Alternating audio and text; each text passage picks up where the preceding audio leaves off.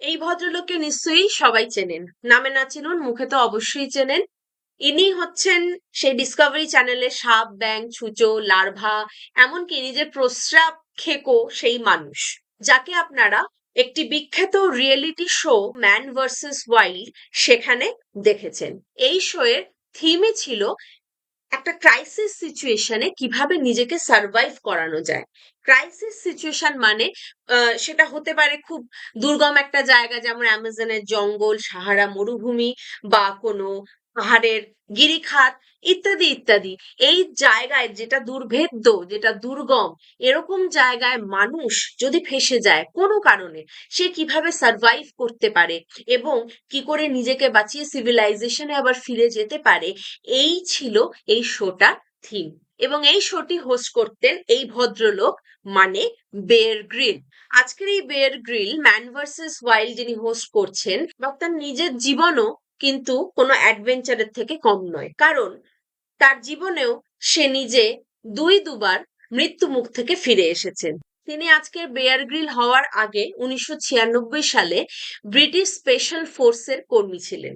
ওই সময় তিনি একটা ভয়াবহ অ্যাক্সিডেন্টের শিকার হন। তার সহকর্মীদের সাথে তিনি যখন অনেক ফিট উপর থেকে প্লেন থেকে জাম্প করেন, মানে যাকে বলে ফ্রি ফলিং, সেই জাম্পিং এর সময় প্যারাসুট ভালো করে খোলে না। উনি যখন প্যারাসুটটা খোলেন, তখন হঠাৎ করে দেখেন যে তার স্পিড তো, নিচে নামার স্পিড তো কম হচ্ছেই না, বরং একইভাবে সমান স্পিডে উনি নিচে নেমে চলেছেন। তখন উনি উপরে তাকিয়ে দেখেন যে তার প্যারাসুটটি ভালো মতন খোলেনি। তখন তিনি প্রাণপণ চেষ্টা করেন যে প্যারাসুটটা যাতে খুলে যায়। দড়ি ধরে টানাটানি করেন, কিন্তু কিছুতেই কিছু লাভ হয় না, বরং দড়ি আরো বেশি জড়িয়ে যায়। এইভাবে ফ্রি ফলিং হতে হতে উনি মাটি ছন এবং প্রচন্ড ভাবে চোট পায় শির দ্বারায়, কিন্তু উনি অজ্ঞান হননি কিংবা ওনার মৃত্যুও ঘটেনি। ওই অবস্থায় উনি সজাগ অবস্থায় টের পান ওনার পিঠে যেন হাজারটা পাথর একসঙ্গে ফুটলে যেরকম ধরনের ব্যথা হয়, ঠিক সেরকম ধরনের ব্যথা হচ্ছে, এবং অত্যন্ত বেদনাদায়ক ওই কন্ডিশনে উনি বেশ কয়েক ঘন্টা পড়ে থাকেন। উনি প্রায় ছটফট করতে থাকেন, কাঁদতে থাকেন। এমতাবস্থায় কিছু ঘন্টা পর তার সহকর্মীরা তাকে উদ্ধার করে হসপিটালে নিয়ে যান, এবং সঙ্গে সঙ্গে তাকে স্পাইনাল কর্ডের ওখানে ইঞ্জেকশন দেওয়া হয় এবং ব্যথা রিলিফ হয়। উনি মনে করেন এবার আস্তে আস্তে বোধহয় আমি রিকভার করছি, আমি আস্তে আস্তে আবার ঠিক হয়ে যাব, নিজের জীবনে ফিরে আসব। কিন্তু না, সেটা আসলেই নয়, ওটা ছিল পেইন কিলার মাত্র। ডাক্তারের পরে জানান অ্যাকচুয়ালি তার যে মেরুদণ্ড, যে স্পাইনাল কর্ড, তাতে গুরুতর উনি চোট পান। তাতে তিনটে শক্ত, সবচেয়ে শক্ত তিনটে হাড় ভেঙে যায়। উনি হয়তো জীবনে আর কোনোদিনই হাঁটতে চলতে পারবেন না, অ্যাডভেঞ্চার বা আর্মিতে জয়েন করা তো দূরের কথা। এই কথা ডাক্তারের কাছ থেকে শোনার পরে উনি অত্যন্ত হতাশায় ডুবে যান, ভেঙে পড়েন। চিন্তা করে দেখুন, একজন মানুষ যার লাইফের পারপাসই হচ্ছে অ্যাডভেঞ্চার, যিনি অ্যাডভেঞ্চার করে বেড়াতে, ঘুরে বেড়াতে, প্র্যাকটিস করতে, ফিজিক্যাল অ্যাক্টিভিটি, এগুলো তার খুব পছন্দ, তার পারপাস, সে এটাকে ছাড়া জীবন ভাবতে পারে না। তাকে ডাক্তার বলছে যে সে আর উঠতে পারবে না, সে বাথরুম অব্দি যেতে পারছে না। এমতাবস্থায় এইভাবে যখন তার দিন কাটছে, সে প্রচন্ড ডিপ্রেসড, সে রোজ দিন সারাক্ষণ তার চোখে জল, সে কাঁদছে এবং প্রচন্ড অ্যাংজাইটিতে সে আচ্ছন্ন। হঠাৎ একদিন সে যখন, মানুষ যখন শুয়ে থাকে, আস্তে আস্তে আগে স্মৃতি আসে, স্মৃতিচারণ করে, তখন এরকম ভাবে তার হঠাৎ করে একটা কথা মনে পড়ে যায়। প্রেক্ষাপট ছিল তার সামনে টাঙিয়ে রাখা একটা ছবি। সেটা ছিল মাউন্ট এভারেস্টের ছবি। সেই ছবির দিকে তাকিয়ে হঠাৎ তার মনে পড়ে তার ছোটবেলা তার বাবার সঙ্গে তার কথোপকথন। তার বাবা তাকে বলতেন, চলো আমরা একদিন মাউন্ট এভারেস্ট জয় করব। তো সেই মাউন্ট এভারেস্ট ক্লাইম্বিং এর যে ইচ্ছা, সুপ্ত ডিজায়ারটা তার মনে সবসময় ছিল, সেই ছবিটা দেখে সেটা আবার নতুন করে তার কনসিয়াস মাইন্ডে আসে। তখন সে কি করে, আস্তে আস্তে খুব সন্তর্পণে বিছানা ছেড়ে প্রায় নিজেকে ড্র্যাগ করে সেই ছবির কাছে নিয়ে যায়, কোনো মতে উঠে সেই ছবির কাছে যায় এবং ছবিটার দিকে এক দৃষ্টিতে তাকিয়ে থাকে, এবং সে ভিজুয়ালাইজ করে রীতিমতো যে সে একদিন সেই মাউন্ট এভারেস্ট জয় করছে, মানে এভারেস্টের চূড়ায় উনি দাঁড়িয়ে আছেন। এটা উনি ভিজুয়ালাইজ করেন এবং এটা উনি বিশ্বাস করেন উনি নিশ্চয়ই একদিন সেই এভারেস্ট জয় করবেন। সেই কথাটা, যে কথাটা ছোটবেলায় তার মনে পড়লো এখন, সেই কথাটাকে উনি সত্যি করবেন। এরপরে কিছুই না, উনি আবার আস্তে আস্তে বিছানায় ফিরে এসে সেই রাতে শুয়ে পড়েন। কিন্তু ওই যে তার বিলিফ, ভেতরে সুপ্ত ইচ্ছাটা যেটা আবার জাগরিত হয়েছিল, সেটা সাবকনসিয়াসলি কিন্তু নার্চার্ড হতে থাকে। আস্তে আস্তে দেখা যায় সে নিজের থেকেই হিল হচ্ছে, মানে সেরে উঠছে, আস্তে আস্তে ব্যথা কমছে, আস্তে আস্তে সে নড়তে চড়তে পারছে, সে উঠেও বসে, সে আস্তে আস্তে হাঁটতেও পারে, নিজের পায়ে দাঁড়াতে পারে। এই এইরকম ভাবে আস্তে আস্তে সুস্থ হতে হতে সেই দুর্ঘটনা, সেই দুর্ঘটনার প্রায় 8 মাস পর উনি হসপিটাল থেকে ছাড়া পান সুস্থভাবে নিজের পায়ে হেঁটে। কিন্তু এখানেও ডাক্তারদের বারণ ছিল যে উনি আর ফার্দার ব্রিটিশ স্পেশাল ফোর্স, যেখানে নানান রকম ফিজিক্যাল অ্যাক্টিভিটিস থাকে, প্র্যাকটিস করতে হয়, অ্যাডভেঞ্চার থাকে, এই সব কাজ উনি করতে পারবেন না। তো উনি বাধ্য হয়ে কতকটা সেই ব্রিটিশ স্পেশাল ফোর্স রিজাইন করেন। তার মানে একদিকে তার দুটো জিনিস গেল একসাথে। একদিকে তো তার অ্যাডভেঞ্চার করার প্রবণতা বা ইচ্ছা, সেটা। আর 2 নম্বর হচ্ছে তার ফিনান্স, মানে তার টাকা পয়সা ইনকামের সোর্সটা চলে গেল। কিন্তু তার যে ওই ডিজায়ার, যেটা তাকে হিল করতে সাহায্য করেছে, মাউন্ট এভারেস্ট জয় বা মাউন্ট এভারেস্ট সাবমিট করার ইচ্ছা, সেটা তার সারা কনসিয়াস, সারা মাইন্ড জুড়ে বিচরণ করতে থাকে। এবার মাউন্ট এভারেস্ট জয় করার জন্য তো পয়সা টাকা লাগে। সে তখন কি করে যে না, যাই হোক না কেন আমাকে মাউন্ট এভারেস্টে চড়তেই হবে। তাই জন্য সে মরিয়া হয়ে বিভিন্ন কোম্পানির কাছে পারসিউ করে এবং টাকা পয়সা কালেক্ট করার চেষ্টা করেন। বহুবার উনি রিজেক্টেডও হন, কিন্তু এক সময় বলে না, চেষ্টা করলে অবশ্যই ফল পাওয়া যায়। তো এক সময় এক বিশেষ ব্যক্তি এগিয়ে আসেন এবং ওনার সেই টাকার জোগাড় হয় এবং উনি সহযাত্রীকে নিয়ে সেই মাউন্ট এভারেস্ট সামিট করতে পা বাড়ান 2 বছরের, মাত্র 2 বছরের মাথায়। কোন ঘটনা না, এই যে যখন ওনার স্পাইনাল কর্ড ব্রেক হয় এবং ডাক্তার বলে আপনি আর হাঁটতে পারবেন না, মাউন্ট এভারেস্ট চড়তে তো শুরু করলেন, কিন্তু এইবারও আরো একবার উনি মৃত্যু মুখে পড়লেন। যখন উনি ক্লাইম্ব করা শুরু করেছিলেন, তখন এভারেস্টের যে আবহাওয়া ছিল, সেটা অত্যন্ত ভয়াবহ ছিল এবং ঠিক ওনাদের যাওয়ার আগেই অনেক পর্বতারোহীর কিন্তু মৃত্যু হয় ওখানে, আবহাওয়ার, বাজে আবহাওয়ার কারণে। তো ওনারা ওয়েট করার ওনাদের সুযোগ ছিল না, ওনারা ওই আবহাওয়ার মধ্যেই ক্লাইম্ব করা শুরু করেন এবং যার ফলে কি হয়, রাস্তায় অনেক বিপদের সম্মুখীন তাদের হতে হয়। ঠিক এইভাবেই উনি যখন ক্লাইম্ব করছেন, তখন হঠাৎ করে ধস নামে এবং এরকম ধস নামা পাহাড়ে ভীষণই খুবই একটা কমন জিনিস। বিশেষ করে এভারেস্ট বা বরফে ঢাকা যেই পাহাড়গুলো থাকে, হঠাৎ হঠাৎ করে বরফের ধস, মানে বরফের চাই হঠাৎ করে ভেতরে গর্ত হয়ে ঢুকে যায় এবং একটা বড় একটা খাতের সৃষ্টি হয়, বড় বড় গর্তের সৃষ্টি হয়। ঠিক এইভাবেই হঠাৎ যেতে যেতে এরকম অদ্ভুত শব্দ শুনে ওনারা পেছন ঘুরে তাকান, দেখেন যে বরফে ক্র্যাক তৈরি হচ্ছে এবং সেটি ক্রমশ পায়ের তলা থেকে বরফ সরিয়ে দিয়ে হঠাৎ করে একটা গর্ত তৈরি করে এবং বেয়ার গ্রিলের এমনই দুর্ভাগ্য, কোনো মতে তার সহ আরোহীরা বেঁচে গেলেও তিনি কিন্তু ওই খাতের মধ্যে পড়ে যান। তার কাছে যে আইসেক্স ছিল সেটা দিয়ে উনি আটকে ছিলেন এবং যখন উনি নিচে দেখলেন, তখন কোনো তলই খুঁজে পেলেন না। মানে গর্তের গভীরতা এতটাই যে কেউ যদি পড়ে যায়, তাকে হয়তো আর কোনোদিন খুঁজেও পাওয়া যাবে না। এমতাবস্থায় তার সহ আরোহীরা তাকে সাহায্য করে এবং তাদের চেষ্টায় এবং নিজের উইল পাওয়ারে, আবারও সেই উইল পাওয়ারে এবং কনফিডেন্সের জোরে আস্তে আস্তে সেই খাত থেকেও তিনি উঠে আসেন এবং পুনরায় যাত্রা শুরু করেন এভারেস্টের দিকে। এইভাবেই চলতে চলতে আরো বিভিন্ন বিপদের সম্মুখীন হন, অক্সিজেন কম থাকে, সেখানে শ্বাসকষ্ট, এরকম বিভিন্ন জিনিস পথের মধ্যে তো সবসময় হয়, এটা জানা কথা। এবং আলটিমেটলি ঠিক ওই ঘটনার 2 বছর পর 1998 সালে উনি মাউন্ট এভারেস্ট সামিট করেন। তখন তার বয়স ছিল মাত্র 23 এবং বলা হয় উনি তখনকার সবচেয়ে ইয়াং পর্বতারোহী যিনি কিনা মাউন্ট এভারেস্ট জয় করেন। এইরকম একটা মোটিভেশনাল ইন্সপায়ারিং স্টোরি বলার পিছনে কিছু সাইকোলজিক্যাল রিজন রয়েছে, যেটা নিয়ে আমি একটু আলোচনা করতে চাই। প্রথম এবং সর্বপ্রধান যে ফ্যাক্টরটা এর মধ্যে কাজ করছে সেটা হলো বিলিফ, সেলফ বিলিফ বা নিজের প্রতি ভরসা, বা এই যে জিনিসটা কনফিডেন্স, এটা কিভাবে কাজ করছে। বিলিফ নিয়ে আমার একটা ভিডিও অলরেডি রয়েছে, কিভাবে মানুষের বিশ্বাস মানুষের সাইকোলজি, মানুষের বডি, মাইন্ড, ইনফ্যাক্ট ওভারঅল লাইফকে এফেক্ট করে এবং সেইভাবে পরিচালিত করে।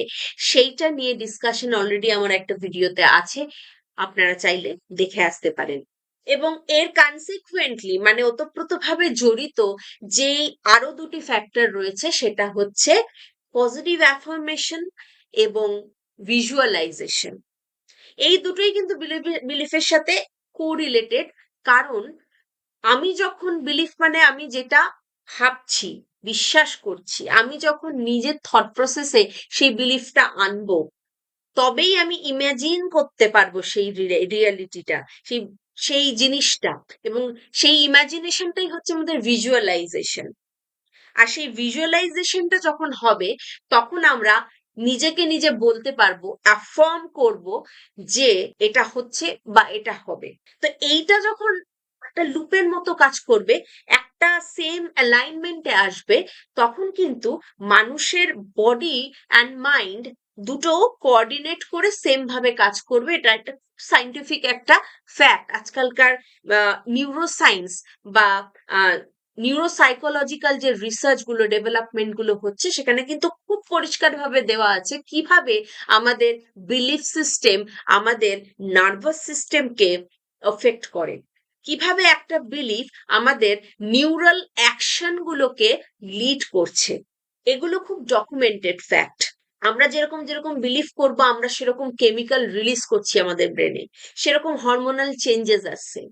আমি যদি খুব স্ট্রেস থাকি, খুব অ্যাংশিয়াস থাকি, খুব অ্যাংজাইটি প্রভোকিং থটস আমি চিন্তা করি, তাহলে কিন্তু স্ট্রেস হরমোন রিলিজ হবে এবং আমরা অটোমেটিক্যালি বাইরের সেই ফ্যাক্টর গুলোকেই অ্যাট্রাক্ট করব। মানে আমি স্ট্রেস থাকলে অটোমেটিক্যালি বাইরের যেই ফ্যাক্টর গুলো স্ট্রেস পছন্দ করে, সেগুলো আমার কাছে ইন্টারাক্ট করতে আসবে।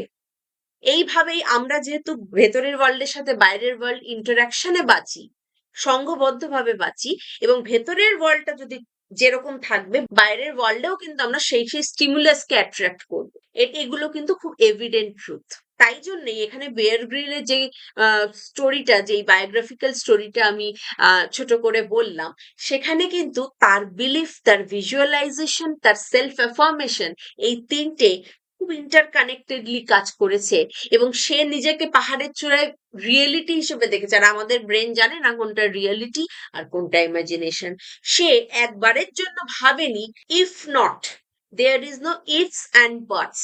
ইফস অ্যান্ড বাটস যখন না থাকবে, যখন একটাই একটাই ভাবনা সারা মাথা জুড়ে বা শরীর, মন, রন্ধ্র রন্ধ্র জুড়ে আমাদের থাকবে, তখনই এই রিয়েলিটিটা আমাদের বাস্তবে সম্ভব। তখনই আমরা বাইরের জগতের যে ফ্যাক্টরস গুলো আমার এই রিয়েলিটির সাথে অ্যালাইন্ড, সেই ফ্যাক্টরস গুলোকে আমরা অ্যাট্রাক্ট করতে পারি।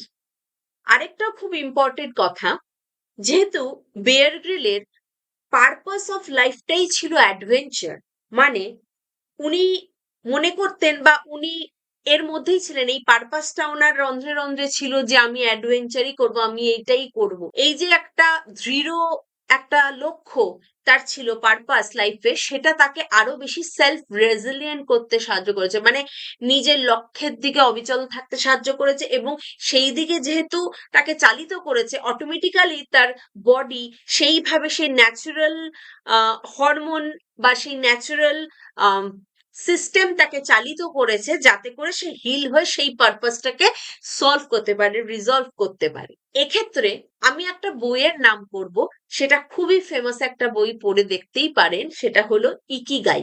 এই বইতে লাইফের পারপাস নিয়ে কথা বলা হয়েছে এবং লাইফের পারপাস মানুষকে কিভাবে এফেক্ট করে, এবং পারপাস না থাকলেই বা মানুষ কিভাবে এফেক্টেড হয়, সেইটা নিয়ে কথা হয়েছে।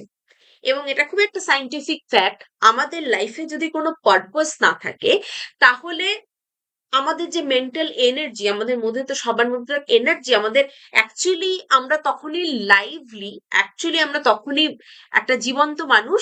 সেই এনার্জি যখন আমাদের মধ্যে থাকে, এনার্জি যখন চলে যায় তখন আমরা মৃত মানুষ, আমরা বড়। তো সেই এনার্জিটা ওয়েস্টেজ হয় যদি আমাদের পারপাস না থাকে। আর যদি আমরা একটা পারপাসের দিকে খুব ফোকাসড হয়ে এগোতে থাকি, সেই ফোকাসটা আমাদের সব শক্তিকে কনসেন্ট্রেট করতে সাহায্য করে এবং সেই পাওয়ারটা মানে অন্য আর ডিস্ট্রাকশনকে আসতে বাধা দেয়। তাই জন্যে সেই পাওয়ারটার জন্যেই আমরা কিন্তু আমাদের বডিলি যেই উইন্ডস গুলো আছে সেই পারপাসের দিকে চালিত হওয়ার জন্যই সেই উইন্ডস গুলো হিলও হতে পারে। এবং খুব সাধারণ ভাষায় যদি বলি, আপনাদের মনে হতে পারে বাবা এত বড় বড় মানুষের কথা শুনছি, ওদের মতো তো আমরা কোনোদিনও হতে পারবে না, ওরা আলাদা আমরা আলাদা, আমরা ছাপোষা সংসারী সাদাসিধে মানুষ। কিন্তু হ্যাঁ, সাদাসিধে ছাপোষা সংসারী মানুষদেরও জীবনের পারপাস থাকা উচিত। এক একজনের পারপাস আলাদা। আমি যদি বলি আমাদের ছাপোষা মানুষদের যদি পারপাস কোনো বড় গোল নাও সেট করে থাকি, যদি প্রত্যেক দিনের ছোট ছোট গোলও সেট করি, তাহলেও কিন্তু আমাদের মেন্টাল এনার্জিকে আমরা খুব ভালোভাবে ইউটিলাইজ করতে পারবো। ঠিক যেমন আমরা হাউস হোল্ড চোরসেরই যদি আমরা একটা এজেন্ডা তৈরি করে রাখি, মানে আমরা প্রত্যেক দিনের একটা পারপাস নিয়ে দিনটাকে শুরু করি, তাহলে কিন্তু আমরা কিন্তু খুব সুন্দরভাবে আমাদের এনার্জি গুলোকে ইউটিলাইজ করতে পারি এবং আমরা কখনো স্ট্রেসড আউট হব না। যেই মাত্র আমাদের কোনো পারপাস থাকবে না, আমাদের এজেন্ডা থাকবে না, আমরা একটা জিনিস করতে করতে আরেকটা জিনিসে চলে যাব। এটা করতে করতে মনে হবে এই এটা হয়ে গেল, ওটার দিকে চলে যাব। আমরা কোনোদিন আমি বুঝে উঠতে পারবো না কোনটা আগে করবো, কোনটা পরে করবো, কোনটা বেশি দরকার, কোনটা কম। মানে প্রায়োরিটি আমরা সেট করলাম না। পারপাস যদি না সেট হয়, প্রায়োরিটি কোনোদিন সেট হবে না। তাই জন্য আমাদের এনার্জি লস হবে, আমরা স্ট্রেসড আউট হবো, আমরা ড্রেনড আউট হবো। তো এই জিনিসটা কিন্তু আমাদের লাইফকে অনেকটা বেশি ইজিয়ার করে দেবে। এরকমই আরেকটা বই আছে, পড়ে দেখতে পারেন, যার নাম হলো ইউ আর দ্য প্লাসেবো। এই বইটির রাইটার হচ্ছেন ডক্টর জো ডিসপেনজা। এই বইটির সারমর্ম হলো, এই যে রাইটার যিনি আছেন তিনি তার পুরো প্রফেশনাল জীবনে খুব ডকুমেন্টেড ওয়েতে অনেক এরকম ইলনেস রয়েছে, সেটা মেন্টাল ইলনেস হতে পারে এবং ক্যান্সারের মতো দুরারোগ্য ব্যাধিও হতে পারে। সেই রোগগুলোকে শুধুমাত্র নিজেদের মাইন্ড ম্যানিপুলেশন, মানে আমাদের থিঙ্কিং, আমাদের থট প্রসেস, আমাদের বিলিফ, আমাদের মাইন্ডসেট, এইগুলোকে ম্যানিপুলেশনের মাধ্যমে হিলিং বা আমাদের যে শরীরের পজিটিভ হিলিং এর পথে নিয়ে গেছেন, মানে অনেক সারিয়ে তুলেছেন বা অনেক সিমটম রিডিউস করেছেন। এবং এটা খুব ওয়েল ডকুমেন্টেড ফ্যাক্ট। এই খুব ইন্টারেস্টিং জিনিসগুলো এইখানে বর্ণিত আছে, আপনারা কিন্তু চাইলে এই বইটা পড়তে পারেন। এবার আমি আসছি এই প্লাসিবোটা কি। প্লাসিবো এফেক্ট বা প্লাসিবো কি? প্লাসিবো আর কিছুই নয়, এমন একটা জিনিস যেটা কিনা একটা ড্রাগের মতো ইউজ হতে পারে কারুর শরীরে বা মেডিসিনের মতো ইউজ হতে পারে, কিন্তু আসলে যেই কারণে সেই ড্রাগটা বা মেডিসিনটা ইউজ করা হচ্ছে তার কোনো রকম ক্যারেক্টারিস্টিক সেই ওষুধের নেই। মানে ধরুন আপনার মাথা ধরেছে, সেই মাথা ব্যথার ওষুধ হিসেবে আপনাকে একটা জিনিস দেওয়া হলো, কিন্তু সেই জিনিসটার মধ্যে মাথা ধরা সারানোর কোনো এজেন্টই নেই। বরং এমন কোনো নিউট্রাল এজেন্ট আছে, সেটা স্যালাইন ওয়াটার হতে পারে, অন্য কোনো নিউট্রাল এজেন্ট হতে পারে, যেটা আপনার শরীরে অ্যাজ সাচ কোনো এফেক্ট দিচ্ছে না। মানে সম্পূর্ণটাই ভুয়ো, মানে ভাওতা, ফেক। এবার আপনি বলবেন তাহলে এই প্লাসিবোটা কেন দেওয়া হচ্ছে? এই জিনিসটার একটা ইফেক্ট রয়েছে। সেটা কিরকম এফেক্ট? খুবই পজিটিভ ইফেক্ট দেখা গেছে। এর একটা সুন্দর এক্সপেরিমেন্ট হয়ে গেছিল বলাই ভালো। কারণ এই যে এক্সপেরিমেন্টটা যার হাত ধরে হয়েছিল, প্লাসিবো এক্সপেরিমেন্ট, সেইটা ঘটেছিল ওয়ার্ল্ড ওয়ার 2 এর সময়। হেনরি কে বিচার আর্মি ডক্টর ছিলেন। ওয়ার্ল্ড ওয়ার 2 সময় সেনা যে ছাউনি হয় তাতে ওনার ডিউটি ছিল এবং ওখানে অনেক জানি আমরা খুব আহত হয়, উন্ডেড যে সোলজার্সরা থাকেন তাদের চিকিৎসা করতে উনি রত ছিলেন। এবং তারা বেশিরভাগ ক্ষেত্রে দেখা যায় তাদের উন্ডস হয়, পেন হয়, এই সব জিনিসগুলোতে পেন কিলার ইউজ হয়, মরফিনস জাতীয় জিনিস দিয়ে পেন কিলিং করা হয়। এবং ওয়ার্ল্ড ওয়ার 2 এর সময় এতটাই উন্ডস এর পরিমাণ বেশি হতে থাকে, ওনার মরফিন দিয়ে উনি কুলাতে পারেন না, মানে ওনার শেষ হয়ে যায়। পেন কিলারটা। এরপর উনি কি করেন, উনি স্যালাইন ওয়াটার ইনজেক্ট করে দেন অনেক সেনাকে, না জানিয়ে যে উনি ওয়াটার ইনজেক্ট করছে। উনি বলেন যে হ্যাঁ আমি পেন কিলার দিচ্ছি, এতে পেন সেরে যাবে। এবং আশ্চর্যজনকভাবে উনি এটা দেখেন যতজনকে দিয়েছেন তার অন্তত 50% যে পেশেন্ট, যে সেনারা এসে তাকে রিপোর্ট করে যে তার wounds বা ব্যথা সেরে গেছে বা অনেকাংশেই কমে গেছে। সে তখন নিজেও খুব অবাক হয়ে যায়। এই যে ইফেক্টটা, যেটা অ্যাকচুয়ালি তো আপনার শরীরে কোনো যদি স্যালাইন ওয়াটার ইনজেক্ট করা হয় তার তো ইনফ্যাক্ট কোনো ইফেক্ট নেই, মানে সে তো আপনার পেইন কমাতে পারবে না, ইজন্ট ইট? তো তাহলে পেইনটা আপনার কমালো কি? আপনার মাইন্ডসেট, আপনার বিলিফ সিস্টেম। এইখান থেকেই এই যে প্লাসেবো, এই যে ইফেক্টটা, যেটা আদৌ ওই এজেন্টার ইফেক্ট নয়, আদৌ আপনার মাইন্ডসেটের ইফেক্ট, এই ইফেক্টটাকে প্লাসিবো ইফেক্ট বলা হয়। এবং এই প্লাসিবোকে বহু অংশে মেডিকেল সায়েন্স এবং সাইকোথেরাপিতেও, সাইকোয়াট্রিক অ্যাক্টিভ ড্রাগের ক্ষেত্রেও বহু অংশে ইউজ করা হয় এবং খুবই এটা ইফেক্টিভ ওয়েতে ইউজ করা হয়ে থাকে। তাহলে এক্ষেত্রেই এটা প্রমাণিত যে প্লাসিবো এফেক্ট একটা বিরাট এফেক্ট। প্লাসিবো এফেক্ট আর কিছুই নয়, আমাদের বিলিফ সিস্টেম, আমাদের থট প্রসেস, আমাদের মাইন্ডসেট, আমাদের এই সমস্ত কিছুকে ম্যানিপুলেট করে এমন জায়গায় নিয়ে যাওয়া হয় যেখানে আমাদের শরীর নিজে থেকেই হিল হয়। যে বাইরে থেকে এজেন্টটা দেওয়া হচ্ছে তার কোনো রকম ভূমিকাই থাকে না। যার জন্যই দেখবেন সবার শরীরে ওই একটাই ওষুধ একই রকম ভাবে ক্রিয়া করে না। কারণ অতটাই যদি অবজেক্টিভ হতো তাহলে ওই ওষুধটা সবার ক্ষেত্রেই সমানভাবে রিঅ্যাক্টিভ হতো। কিন্তু দেখবেন কারুর কম এফেক্ট করে, কারুর বেশি করে, কারুর করেই না। ওই যে আমরা বলি, ডাক্তাররা বলে থাকেন ওষুধে তো রেসপন্সই করছে না। কেন করছে না? তার মানে নিশ্চয়ই কোনো সাবজেক্টিভ ফ্যাক্টর রয়েছে।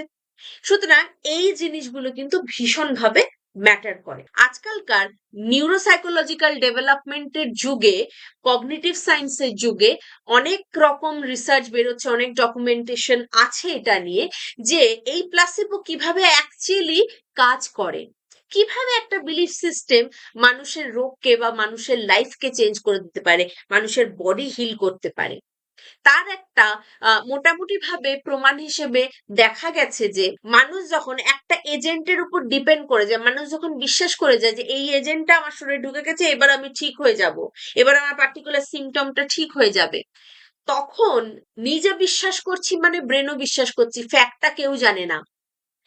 তার মানে ব্রেন তখন অটোমেটিক্যালি যেই ন্যাচারাল হিলিং সিস্টেমটা রয়েছে তার শরীরে, এবং ন্যাচারাল হিলিং যেই কেমিক্যালস গুলো ব্রেনের রয়েছে এবং ইমিউন সিস্টেম রয়েছে, সবাইকে মেসেজ সেন্ড করে যে এই যে এইবার যে এই এজেন্টটা বাইরে থেকে ঢুকেছে, এই এজেন্টটা কিন্তু খুব কার্যকরী, এবার আমাদের সেরে যেতে হবে, এই এজেন্টের সাথে সহযোগিতা করো। মানে আমাদের সব ন্যাচারাল যেই রিসোর্সেস আছে এদেরকে বার করো, এদেরকে যথাযথভাবে কাজ করাও। তাহলে দেখা যাচ্ছে আপনি ওই বাইরের এজেন্টটা ছাড়াও কিন্তু আমাদের ব্রেন, আমাদের মাইন্ডসেট, আমাদের পুরো বডি পুরো একটা হিলিং প্রসেসের মধ্যে দিয়ে যাচ্ছে এবং সেই জিনিসগুলোকে রীতিমতো রিলিজ করছে, and this is a documented fact.